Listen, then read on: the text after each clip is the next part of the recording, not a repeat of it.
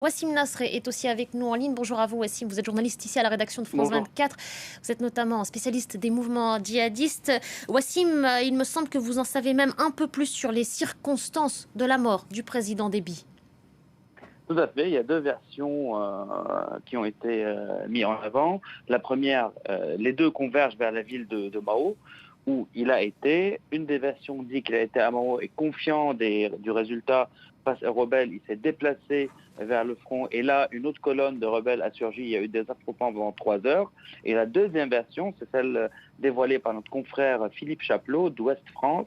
Il dit qu'il s'est réuni avec des chefs rebelles à Mao pour parler et que la réunion a dégénéré et qu'il y a eu des tirs, ce qui expliquerait par contre là le fait que plusieurs généraux ont été tués ou blessés au même moment. Parce que c'est très dur d'imaginer plusieurs généraux être blessés et tués au même moment que Idriss Déby dans une situation de combat. Alors que si ça dégénère dans une pièce, ça pourrait être l'explication la plus plausible.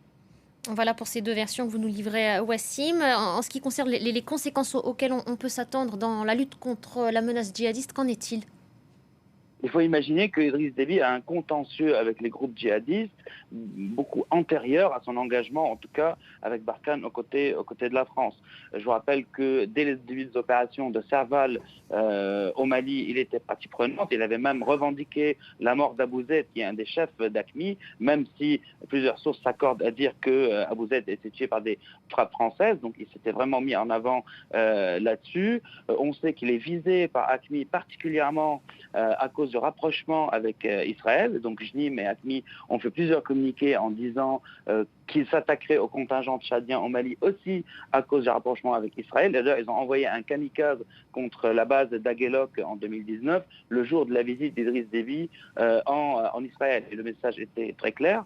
La dernière bataille d'Aguelok, pour faire vite, le 2-4 de cette année-là, l'armée tchadienne a riposté aux djihadistes donc d'Al-Qaïda du JNIM. Ils ont fait beaucoup de dégâts dans leur rang en tuant un commandant tunisien. Ça, c'est du côté du Mali. Et de l'autre côté aussi, du côté du lac Tchad, Idriss Déby est en guerre avec l'État islamique dans la région du lac Tchad. L'État islamique, en 2015, avait réussi à envoyer 2 kamikazes dans l'école de police dans la capitale en faisant plusieurs morts. Et également, Idriss Déby est désigné par l'État islamique comme une cible prioritaire.